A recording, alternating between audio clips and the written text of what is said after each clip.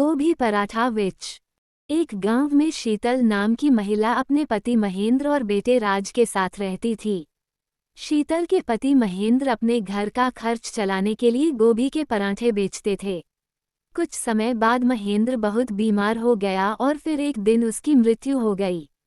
उसकी मृत्यु के बाद शीतल बहुत चिंतित हो गई कि अब उसका घर का खर्च कैसे चलेगा। उसका बेटा राज भी उससे पूछने लगा, माँ, अब घर का खर्च कैसे चलेगा? मेरी स्कूल की फीस कैसे जमा होगी? घर में कोई कमाने वाला नहीं है। बेटा फिक्र नहीं करो, कोई रास्ता मिल ही जाएगा, तुम बस पढ़ाई पर तवज्जो दो। माँ, मैं सोच रहा था कि मुझे अपनी पढ़ाई छोड़ देनी चाहिए और कहीं काम करना चाहिए।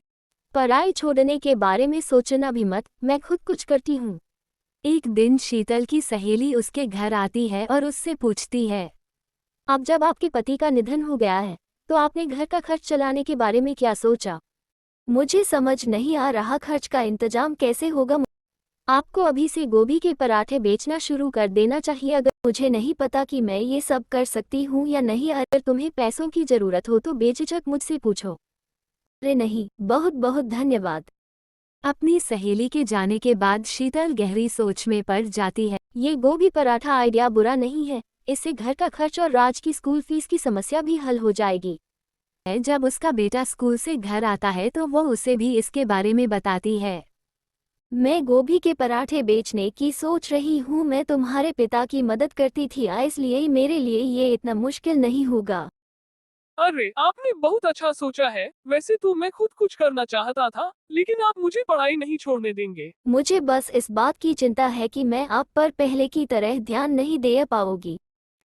मेरी चिंता मत करो, मैं यथासंभव तुम्हारी सहायता करूंगा। शीतल सुबह उठकर गोभी के पराठे बनाती है और फिर उन्हें बेचने निकल जाती है। वह ग्राहकों का इंतजार करती रहती है, लेकिन एक दो लोगों को छोड़कर कोई भी उससे पराठे लेने नहीं आता। इतनी देर हो गई है और ग्राहक नहीं आ रहे हैं। मुझे नहीं लगता कि मेरा गोभी पराठा का बिजनेस चल पाएगा। जब वह घर जाती है तो राज उससे पूछने लगता है, माँ, आज आपका दिन कैसा रहा? कितने लोग आपके गोभी के पराठे खाने आए? बेटा, 2-3 ग्राहक ही पराठे लेने आए। मुझे नहीं लगता कि हमारा गोभी पराठा बिजनेस चलेगा। चिंता न करें, धीरे धीरे लोग आपके पराठे खरीदने आएंगे। शीतल 2 दिन तक ऐसे ही पराठे बेचने जाती है, लेकिन कोई उससे पराठे खरीदने नहीं आता।